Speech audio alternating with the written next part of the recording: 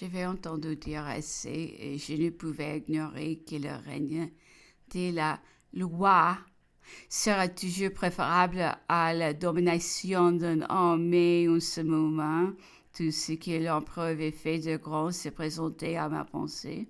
Une nation arrachée à l'anarchie, un trône fondé sur l'égalité, la gloire nationale élevée au plus haut degré, les finances, la religion, l'industrie, l'ordre social rétabli, enfin cette foule des choses glorieuses, utiles qui lui serviront parce qu'elles sont l'œuvre du génie.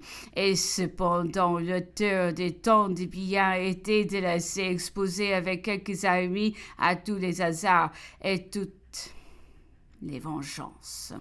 Quel sujet de réflexion! Dans ce moment d'exaltation, j'accusais les Français d'ingratitude, d'injustice, d'inconséquence. Alors, je me rappelais avec un serrement de cœur inexprimable le jour où, fort jeune encore, je venais de lire la vie d'Hannibal. J'étais touché et indigné de sa fin malheureuse. L'empereur consul, à cette époque, me dit: c'est ainsi que finissent presque tous les grands hommes.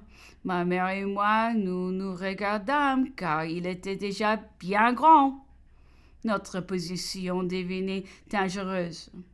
Des émigrés royalistes entraient déguisés dans la capitale. Messieurs de Vitrolles avait été relâché de sa prison par le duc d'Otrante. Le général Excelmans, ayant su, les fit répondre et l'enferma dans une chambre à Vaugirard où se trouvaient ses troupes. Il se rendit à Paris, puis passait la soirée et, en retournant chez lui, M. de Vitrolles était encore échappé. M.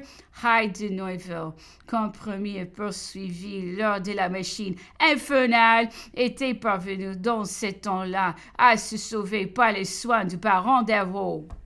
Il se tenait en ce moment caché à Paris. Il vint le trouver et lui dit qu'on ne me ferait aucun mal si je voulais signer moi-même et faire signer un papier qui engagerait tous les généraux de ma connaissance à se rendre au Bourbon.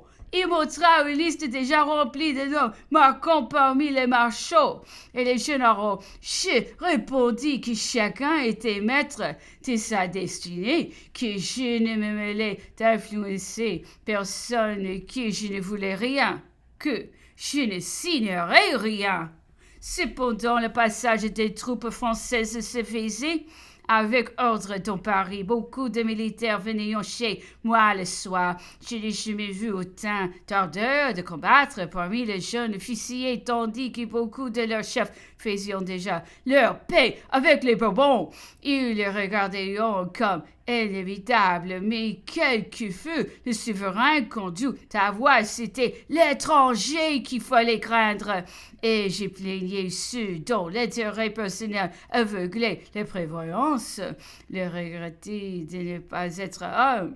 Il me semblait que tout n'était pas perdu pour la France et qu'avec l'élan qui enflammait toute cette jeunesse, elle pouvait au moins soutenir elle-même les intérêts du pays et ne pas se livrer à la générosité des vainqueurs. Mais que peut une femme exalter les imaginations, entraîner à des dangers qu'elle ne peut partager ni guider? Cela me semblait non seulement un acte léger, mais coupable. Je n'étais pas reine en France. Je ne vais à répondre que de ma volonté de femme et de française aussi. J'écoutais toutes sans prétendre en rien puiser à une défense qui me paraissait si urgente, mais que l'intérêt personnel me rendait plus timide à conseiller. Cependant, lorsque le duc de Bassano vint me prendre, qu'on parlait de porter le siège du gouvernement à Blois, je l'approuvai vivement. Tout me semblait préférable de se livrer à la discrétion de l'ennemi et du moins de là, avec une armée dévouée, on pouvait encore tenir quelques conditions avantageuses, mais les résolutions fortes s'épuiseront. En de vaines paroles, je entendis plus parler de rien. Le général extrêmement si bravement que les ordres qui lui prescrivaient la modération battit les Prussiens près de Versailles. Le colonel de Briqueville, qui, j'avais vu la vie, il fut grièvement blessé. Malgré ses douleurs, il m'écrivit comme si j'en avais le pouvoir. Donc, Rachel est timide et de tout faire pour que Paris ne se rendit pas. Mais les Prussiens avançaient. La maison fut près d'être pillée. On y cherchait l'empereur, le jeune monsieur de Braque, commandant au pont de Neuilly, fit plusieurs charges. Je pus dégager cette habitation que nous venions à peine de quitter, et par son dévouement et son courage, on sauva les objets précieux. Je l'estimais assez pour m'être trouvée heureuse de lui avoir cette obligation. En capitulation, qu'on n'y suivit pas exactement, livra Paris aux Alliés et força l'armée de se retirer du côté de la Loire.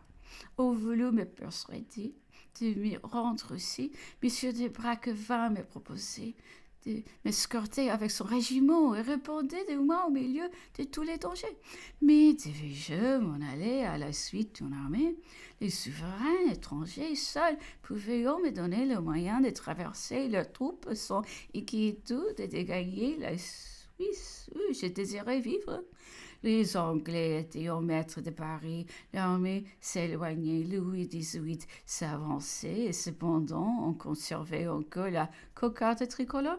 C'était l'un royaliste qu'on aurait voulu rendre national n'osait pas se montrer. On crut ou l'on fit de croire que moi seul les comprimais, et je devins peu les royalistes comme pour les étrangers, un objet de crainte et de haine. Il fallait bien que tant de vanité blessés puissant expliquer le silence à l'approche des Bourbons.